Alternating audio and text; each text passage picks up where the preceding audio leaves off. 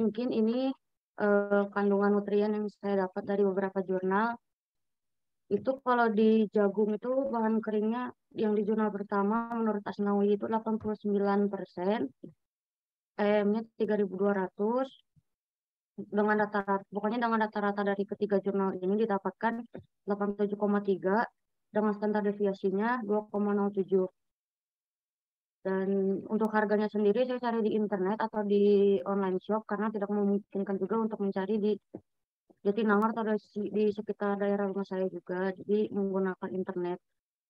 Dan untuk harga pakan sekarang mungkin lagi pada naik, jadi harganya juga lagi naik juga gitu. Terus untuk dedak padinya juga rata-rata yang didapat itu untuk bahan keringnya itu 90,67, plus minus 0,58. Untuk energi metaboliknya itu 2.260 plus minus 623,54. Terus untuk protein kasarnya itu 12,3 plus minus 1,13. Terus untuk kalsiumnya rata-ratanya itu 0,06 plus minus 0,01. Terus untuk fosfor totalnya itu ada di 1,5. Terus untuk fosfor tersedianya itu tidak terdefinisi. Terus untuk metioninnya itu di 0,26. Kalau lisinnya itu di 0,59. Untuk harganya itu 4.400, dapatnya itu di Tokopedia. Terus untuk CGF-nya, bahan keringnya dengan rata-rata 89,43, kurang lebih 0,98, energi metaboliknya 18.869,67 plus minus 143,67. Terus untuk protein kasarnya 21,54 plus minus 0,51. Untuk kalsiumnya 0,33 plus minus 0,12. Terus untuk fosfor totalnya ada 10,2 dan fosfor tersedianya tidak ada. Terus untuk metioninnya yang rata-rata 0,48 plus minus 0,1. Untuk lisinnya itu di 0,36. Untuk harganya itu didapatkan 7.000 dari Shopee. Kemudian untuk sorghum itu bahan keringnya dengan rata-rata 87,3 plus minus 2,52. Terus energi metaboliknya 3.262,67 plus minus 21,94. Terus untuk protein kasarnya itu 9,27 plus minus 0,64. Kemudian untuk kalsiumnya 0,04 plus minus 0,01. Terus fosfor totalnya itu 0,3. Untuk fosfor tersedianya 0,1. Untuk metioninnya dengan rata 0,14 plus minus 0,02. Dan untuk lisinnya itu 0,24 plus minus 0,06. Itu didapat harga 30.000 per kilo dilihat dari Tokopedia. Terus untuk dedak atau dedak gandum atau polak itu untuk bahan keringnya didapatkan 88,2 plus minus 1,71. Untuk energi metaboliknya 1.530 plus minus 209,52. Untuk protein kasarnya 15,63 plus minus 0,4. Untuk kalsiumnya itu 0,12 plus minus 0,02. Untuk fosfor totalnya 1,15. Untuk fosfor yang tersedia 0,65. Untuk metioninnya 0,19 plus minus 0,08. Untuk lisinnya 0,6 plus minus 0,06. Kalau di Tokopedia didapatkan harga 10.000 per kilogram. Masuk ke bahan sumber protein itu ada tepung ikan. Tepung ikan dengan bahan kering dengan rata-rata 90,3 plus minus 2,52. Terus di energi metaboliknya ada 2.806,6 plus minus 1, plus minus 25,03. Terus protein kasarnya 61,26 plus minus 2,19. Untuk kalsiumnya ada 5,33 plus minus 2,02. Untuk fosfor totalnya itu ada 1,7. Untuk fosfor tersedianya 3,5. Dan untuk metioninnya ada 0,70 plus minus 0,97. Dan lisin 3,56 plus minus 2,99.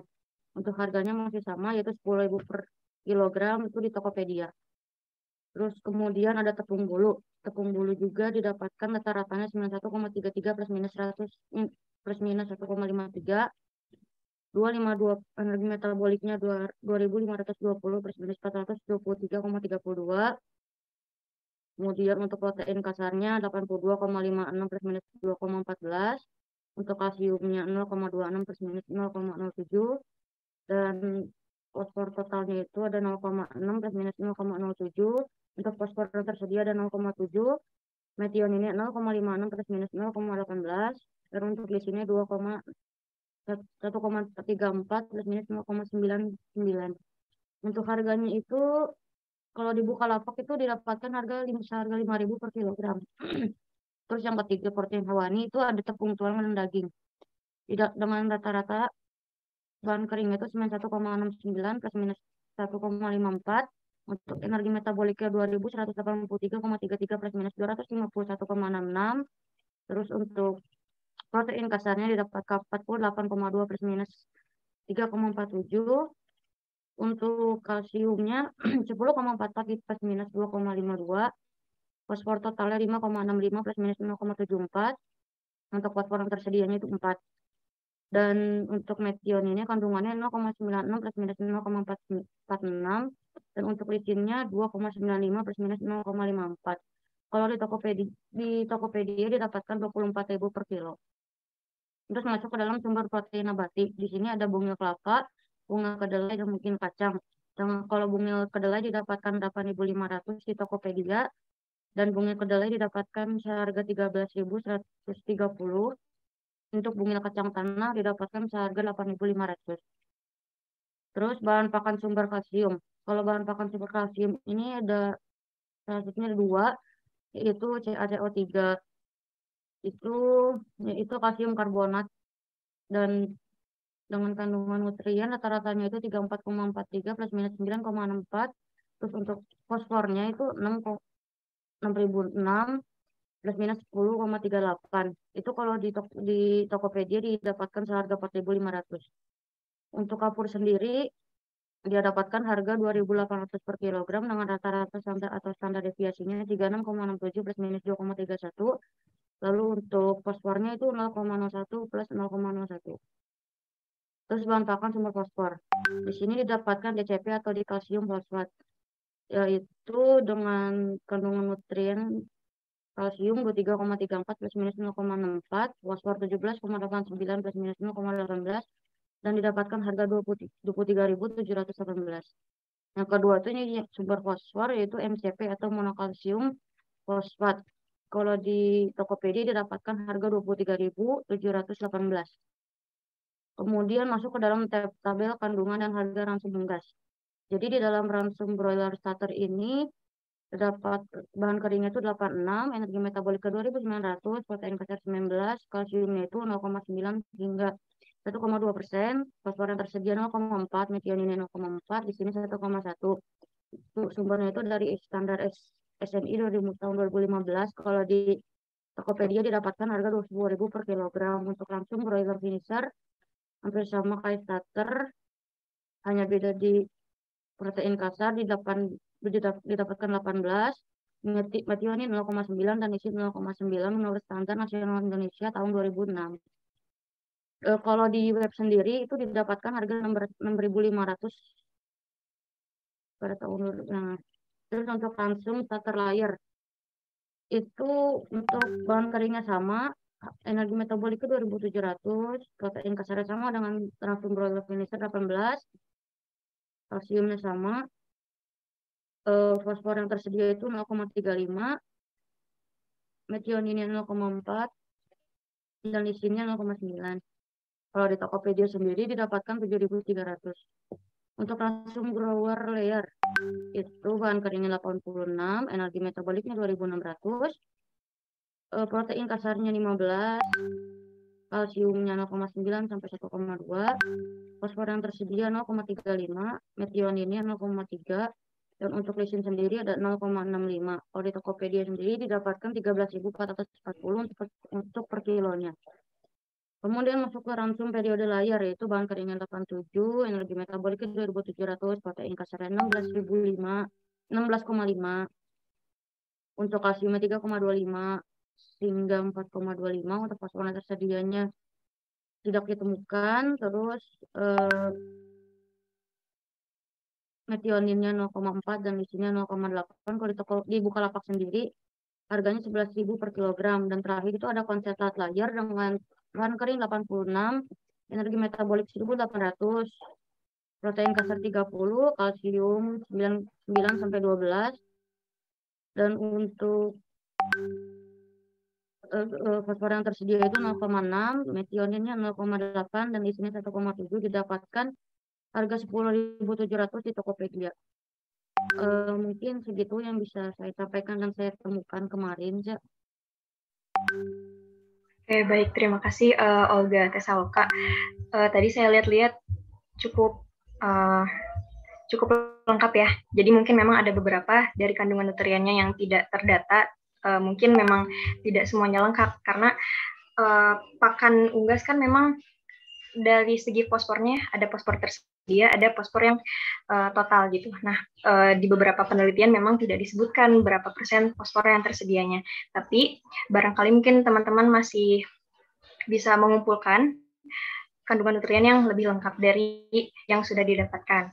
Nah, karena teman-teman sudah mengumpulkan beberapa jenis bahan pakan ya di klasifikasi pakan unggas, selanjutnya kita akan menentukan nih pakan tersebut itu termasuk ke pakan dengan keefisiensian yang tinggi atau rendah. Nah, dilihat dari mana? Kalau misalkan pakan unggas itu kan dilihat efisiensi tidaknya dari imbangan protein dan energi ya. Nah, kira-kira ada yang tahu gak kenapa sih kalau di pakan unggas itu lebih ditekankan dari segi energi dan protein kasarnya? Mungkin ada yang mau berpendapat? Sekalian saya izin share screen ya.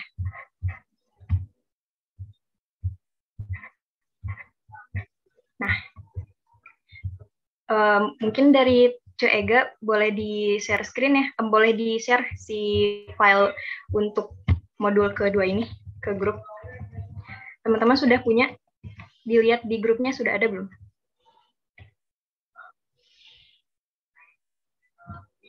Halo teman-teman, sudah ada belum di grup? Sudah, Teh. Oke, terima kasih. Nah, balik lagi dengan pertanyaan saya tadi. Nah, untuk di pakan unggas ini, yang lebih dilihat itu adalah imbangan protein dan energinya. Nah, kira-kira kenapa tuh, teman-teman?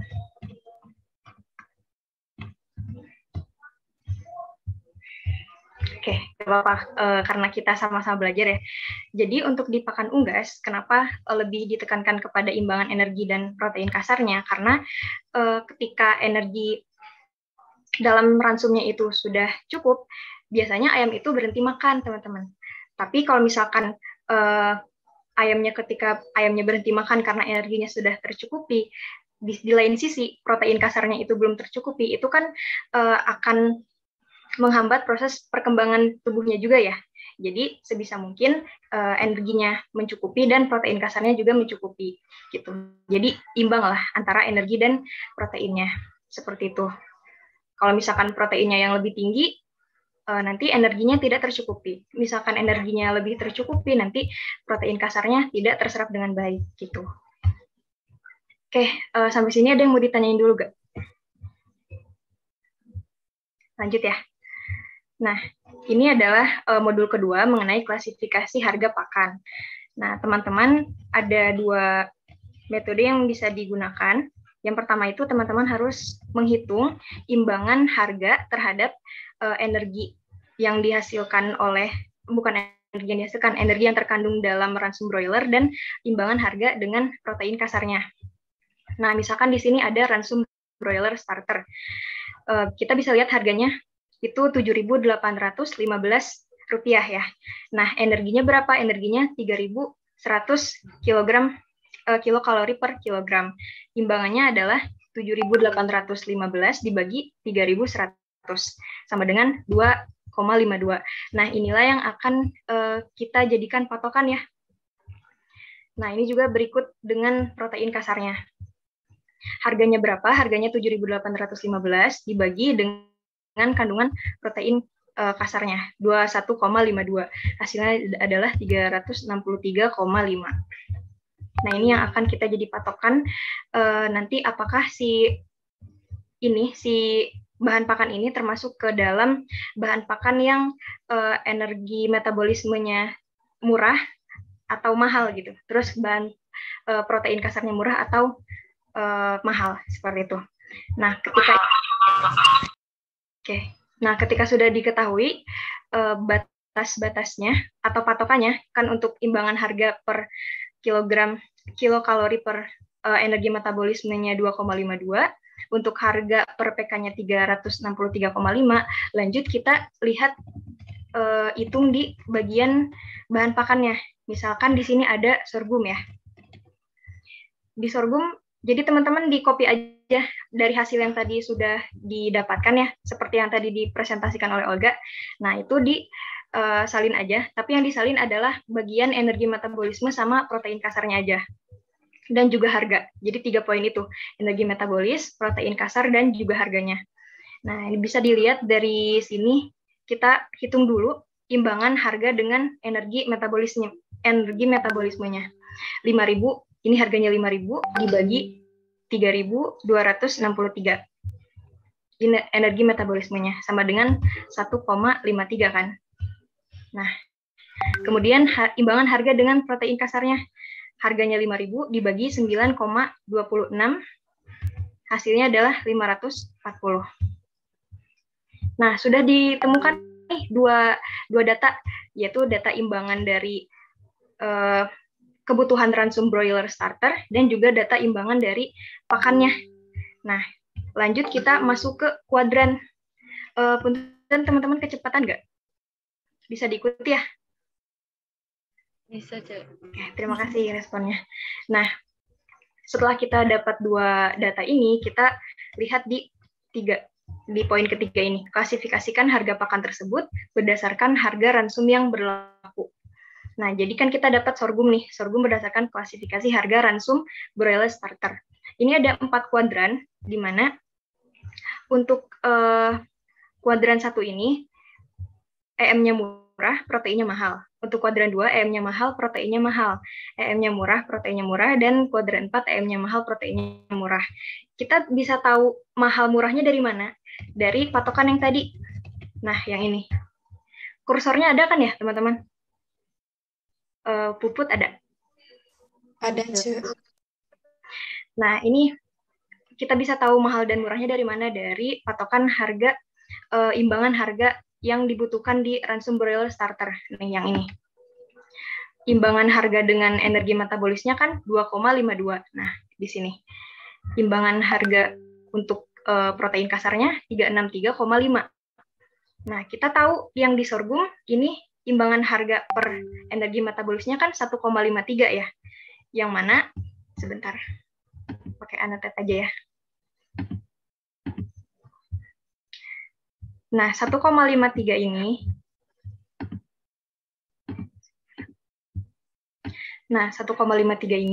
lebih kecil kan ya daripada 2,52. Nah, jadi kalau misalkan si imbangan harga per EM dari pakan itu lebih kecil daripada patokan ini, itu kita masukkan ke energi metabolisme murah. Nah, yang ini. Oke. Itu udah imbangan harga dan protein kasar. Selanjutnya imbangan harga dengan imbangan harga dengan EM ya. Lalu selanjutnya imbangan harga dengan protein kasar. Nah, di sorghum imbangan harga dengan protein kasarnya itu 540 kan? 540. Nah, si 540 ini lebih tinggi daripada 363,5. Jadi dimasukkan, diklasifikasikan sebagai proteinnya mahal, seperti itu. Nah, teman-teman bisa lihat di bawahnya.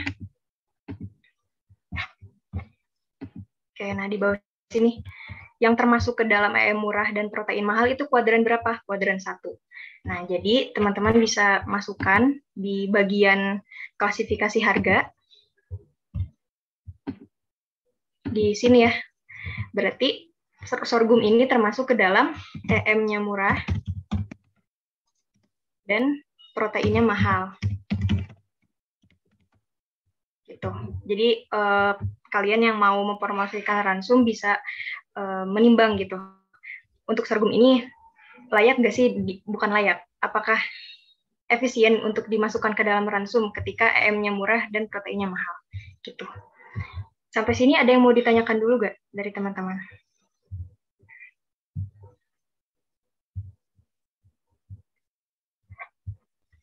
Oke, aku mau tanya dulu ke Dea mungkin.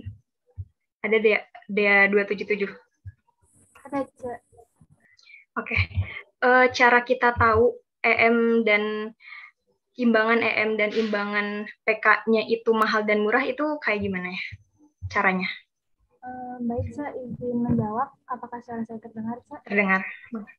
Ya, jadi sesuai yang tadi Cak jelaskan, untuk EM-nya dulu ya, Cak. Nah, untuk EM-nya itu dilihat dari, Cak, maaf, boleh di-scroll ke atas nggak? Boleh.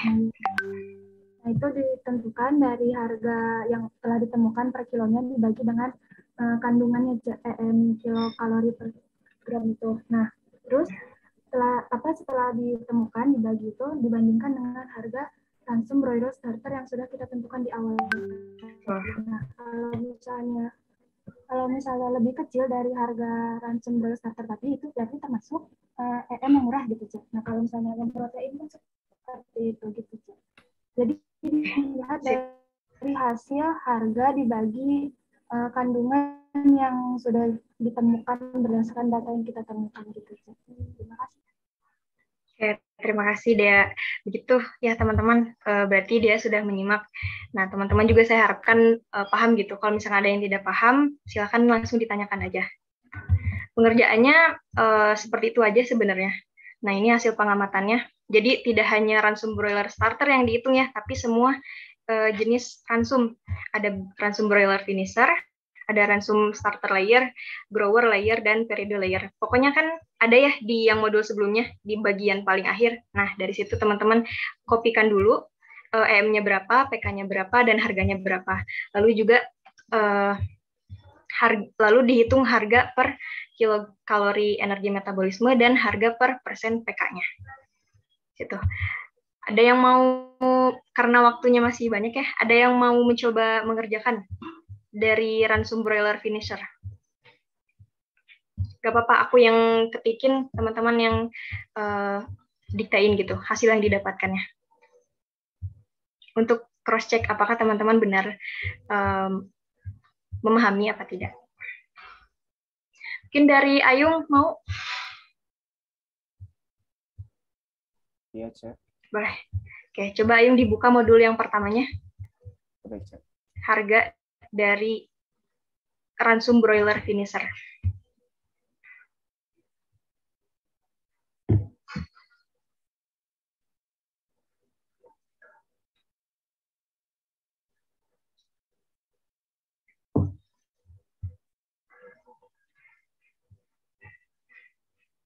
Oke, sudah ketemu? Ini bebas, Cak. Dari yang finisher dulu deh, Cak. Oh, boleh. Yang mana nih? Broiler finisher? Ya, broiler finisher aja, Cak. Boleh. Harganya berapa?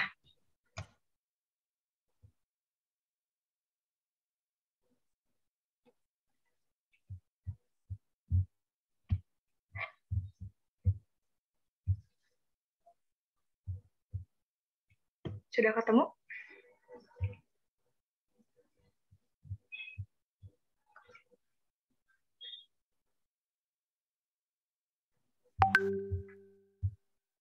Bentar, Cak.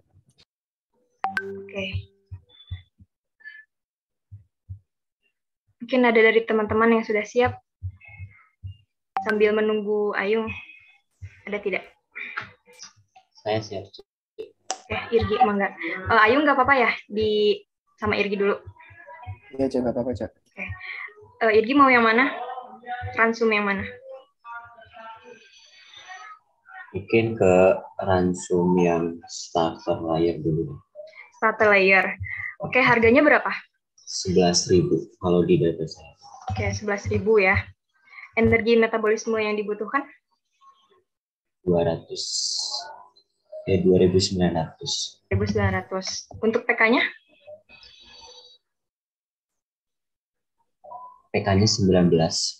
19. Nah, langkah selanjutnya gimana, Irgi? Dari harga itu dibagi dengan kandungan yang baru disebutkan. Oke, jadi 11.000 dibagi dengan, karena ini imbangan energi metabolisme, berarti dibagi dengan 2.900. Berapa tuh?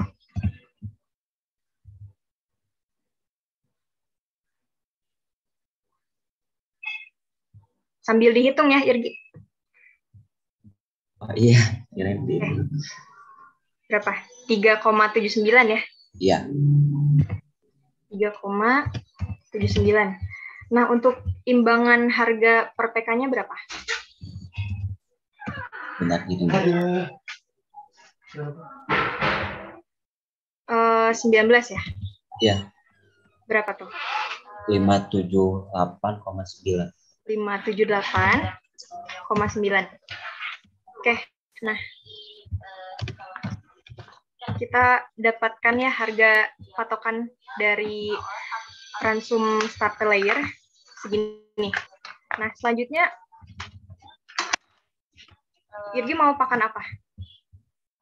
Coba sebutin salah satu bahan pakan yang kemarin didapat. Masih di mute? Oke. Bahan pakannya, Cek. Ya. Apa aja bebas. Ke dedak padi deh. Dedak padi. Dedak padi. Energi metabolisnya berapa?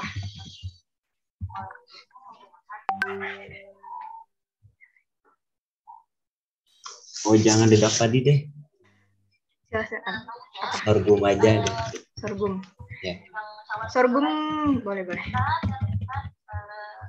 PM-nya berapa? Langsung sebut-sebutin aja ya. 3250. 3250. PK-nya? 10. 10. Harganya? 2.500. 2.500. Nah, kita hitung imbangan harga dengan EM-nya. 2.500 dibagi 3250 ya. Sama dengan berapa?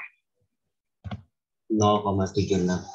0,76. Untuk imbangan harga dengan PK-nya berapa?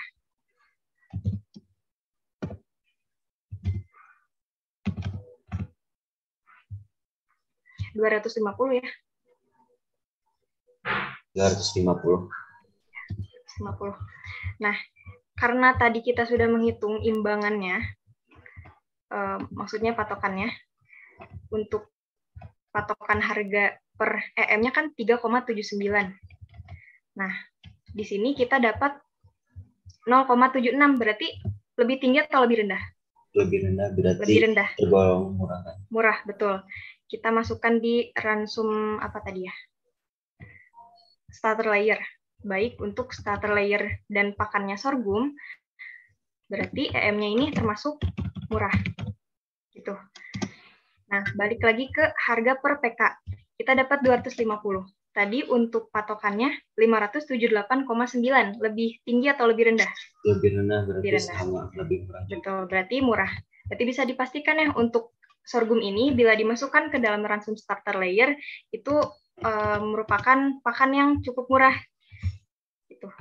Jadi EM-nya tercukupi tapi dengan harga murah dan PK-nya juga tercukupi dengan harga murah gitu. Oke. Seperti itu teman-teman. Ada yang mau ditanyakan sampai sini?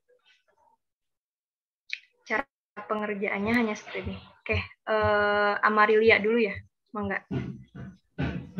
Saya izin bertanya, kan kemarin tuh kita ngumpulinnya 3 sumber. Nah, yang dipakai itu salah satu sumber aja atau rata-ratanya atau gimana, Cek? Makasih. Salah satu sumbernya aja. Oh, berarti bukan rata-ratanya ya? Iya. Oke, makasih, Cek. Maksudnya pakan sumber pakannya atau sumber ransumnya? Kan kita nyari data PK. Oh ya, Ada 3 siap. sumber. Dari salah satu sumber aja, tapi pastikan yang paling lengkap datanya. Siap, Ya. siap. Yang data kebutuhan nutriennya itu paling lengkap. Oke, tadi ada yang resen lagi ya, 2 orang kalau nggak salah tadi itu. Tidak jadi atau sudah terjawab pertanyaannya? Tadi saya resen, tapi sudah sama pertanyaannya dengan Amaria.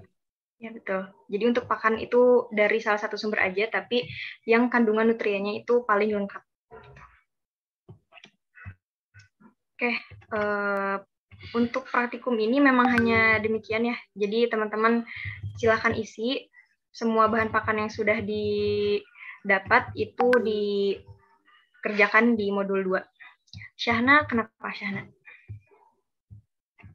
Silahkan. Baik, saya izin mau bertanya. Kalau nanti itu pengerjaannya itu yang bagian kuadratnya harus dibikin satu-satu atau itu mau buat contoh aja? Itu buat contoh aja. Jadi, Oh iya. Ya, sebagai pengetahuan buat teman-teman bahwa ada terbagi 4 kuadran gitu. AM-nya murah, AM-nya mahal gitu.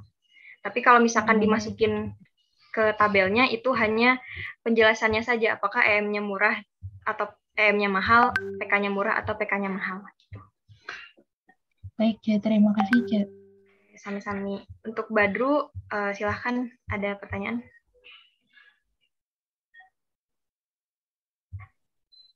Sebelumnya, terima kasih atas waktunya. Apakah suara saya terdengar, guys? Terdengar jelas. Izin bertanya, Cek. Tapi saya tentang modul yang kemarin, Bapak, Cek. Boleh. Saya kurang paham tentang, kan kemarin disuruh nyarikan referensi dari referensi ya datanya. Kita gak kayak ngitung PK, Bapak kayak bahan keringnya berapa. Terus kalau saya itu kurang paham tentang antara P total sama P tersedia itu bedanya gimana ya, Cek? Gitu. Terima kasih Badru atas pertanyaannya. Ini sebenarnya pertanyaan yang bagus banget. Kenapa kalau di pakan unggas itu ada klasifikasi tersendiri untuk fosfor ya. P itu fosfor, ada P total dan P tersedia.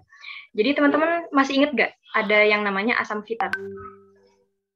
Ada yang masih ingat asam fitat itu apa? Coba sebutin nama NPM. Zat anti nutrisi bukan, Cek? Ya, betul. Siapa tuh? Siti Gina 072. Oke, betul. Untuk asam fitat itu kan zat anti nutrisi. Dan ternyata teman-teman dalam beberapa referensi, asam fitat ini mengikat fosfor. Biasanya di bahan pakan sumber nabati. Kayak misalkan sorghum, dedak, jagung, dan lain sebagainya. Pokoknya bahan pakan yang bersumber dari tumbuh-tumbuhan. Nah, biasanya terkandung asam fitat. Nah, ternyata asam fitat ini berikatan dengan fosfor. Bisa dibilang sekitar, kalau tidak salah ya, sekitar 70-80%. Tergantung berbeda sih setiap jenis bahan pakan. Nah, akibat adanya ikatan dari asam fitat dengan fosfor ini, jadi ada yang namanya fosfor tersedia dan fosfor total. Kalau fosfor tersedia itu adalah fosfor yang tidak berikatan dengan asam fitat. Karena asam fitat kan anti nutrisi ya, dia bisa menghambat proses penyerapan nutrisi gitu. Jadi ada pengukuran untuk menghitung berapa persen si fosfor itu terikat dengan asam fitat. Kalau misalkan terikat itu masih terbilangnya fosfor total, tapi kalau misalkan fosfor yang sudah tidak terikat dengan asam fitat itu disebutnya fosfor tersedia. Nah, kenapa diperhitungkan fosfornya itu tersedia atau tidaknya? Karena untuk jenis fosfor yang berikatan dengan asam fitat itu tidak bisa dicerna oleh saluran pencernaan unggas. Kalau misalkan tidak bisa dicerna, artinya kan si fosfornya keluar melalui feses ya. Nah, kita tahu bahwa fosfor ketika keluar bersama dengan feses itu bisa mencemari lingkungan gitu. Jadi untuk formulasi pakan unggas, para peternak itu diharapkan lebih banyak menggunakan bahan pakan yang dengan fosfor tersedia. Artinya fosfor tersedia itu fosfor yang bisa dicerna. Gitu. Terjawab tidak ya pertanyaannya, Badru? Terjawab, ya. Terima kasih banyak. Ya. Oke, mungkin bisa diulangi jawabannya tadi. Kalau yang saya tangkap itu antara pospor sama pospor tersedia itu bedanya kan kalau pospor tersedia itu yang tidak terikat sama asetat ya. Asam fitat. Ya, ya sama itu. Ya. Asetat tadi itu Asam fitat. Zat anti nutrisi. Zat anti nutrisi aja. Nah, terus takutnya kan kalau itu kan nggak dicerna oleh ternak. Nah, apabila dikeluarkan kan itu bisa keluarnya sama feses kan. Nah, itu tuh dapat mencemari lingkungan. Ya, betul. Itu ya teman-teman. Terima kasih Badru atas pertanyaan dan juga penjelasan kembalinya. Mungkin ada yang mau ditanyakan lagi atau barangkali dari Pak Denny atau Ibu Liza mau menambahkan? Oke. Terkait itu maksudnya terkait tadi ya, kita pospor itu pospor tersedia dan pospor total. Oh, sudah cukup barangkali. Jadi intinya yang diperhitungkan buat pakan itu ya pospor tersedia itu. Karena kalau pospor total walaupun banyak atau angkanya banyak, tapi nanti kan tidak terpakai, tidak bisa dicerna, itu aja. Betul, Pak. Oke, dari teman-teman ada yang mau ditanyakan lagi? Sebelum kita akhiri ya, karena sudah beres praktikumnya. Ini nanti dikerjakan, silakan dikerjakan, lalu dikumpulkan di Google Drive ya. Nanti akan di-share Google Drive-nya oleh Cek Ega. Cek Ega masih ada di sini? Oke, tidak apa-apa. Jadi nanti ada Google Drive yang bakal di-share sama Cek Ega. Nanti silakan teman-teman upload hasilnya ke sana gitu. Biar kami bisa lihat juga. Tapi mungkin di live juga sudah ada ya pengumpulannya, Pak? Belum ada, langsung ke Google Drive tadi aja, silakan ya. Jadi nggak usah di live Unpad, nanti nggak masalah ya. Oke, baik Pak, terima kasih. Jadi nanti di G Drive aja ya teman-teman. Untuk batas pengumpulannya seminggu, mungkin untuk modul kemarin juga seminggu ya. Jadi sekarang juga seminggu sampai hari Selasa jam 23.59 ya. Oke. Untuk penjelasan ini sudah jelas semua. Mungkin kalau udah jelas silahkan ketik di kolom chat. Oke, terima kasih. Saya izin stop share. Jangan lupa ngisi itu ya, nanti ngisi di siat. Jangan lupa diisi siatnya. Tapi lagi belum selesai kayaknya. Bentar. Oke, terakhir sekali ini saya tanyakan lagi dari teman-teman, ada yang mau ditanyakan atau disampaikan? Oke, kalau tidak, barangkali dari Bapak atau Bu Liza untuk sebagai penutup. Ya, sebentar.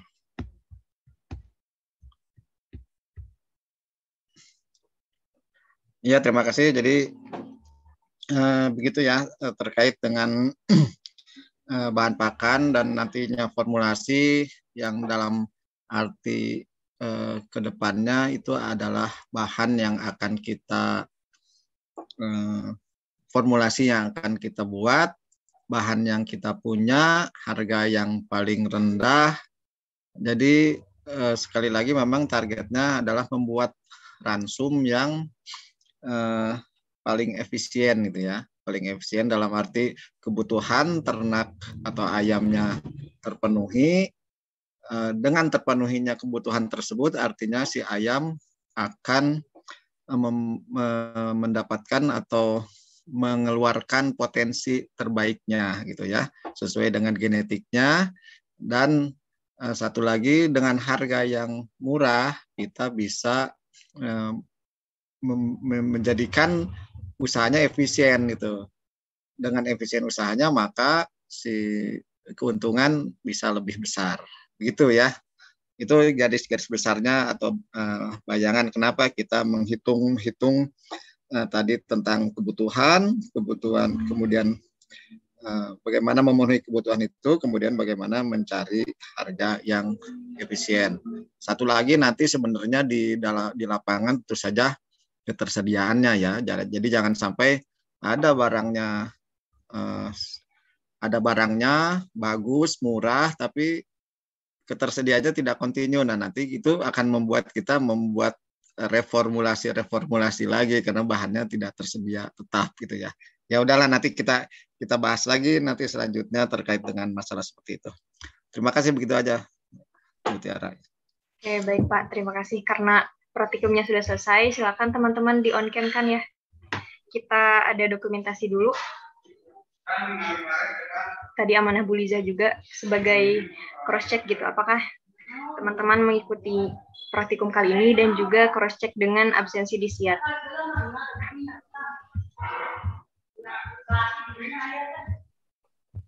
Oke.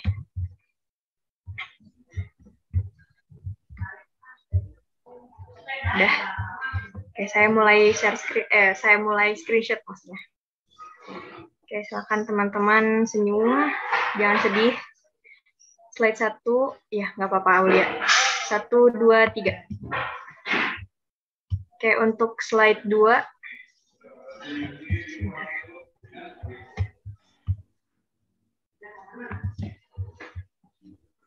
Oke, slide 2. 1, 2, 3. Slide 3 ya, yang terakhir. 1, 2, 3. Oke, sudah selesai. Terima kasih banyak teman-teman hari ini. Semoga sehat selalu agar kita bisa tetap bertemu dalam praktikum-praktikum selanjutnya. Tetap dijaga semangatnya. Terima kasih. Mohon maaf bila ada salah dari penyampaian atau perbuatan. Terima kasih. Assalamualaikum warahmatullahi wabarakatuh. Waalaikumsalam warahmatullahi wabarakatuh. Terima kasih, Pak. Terima kasih banyak, Pak.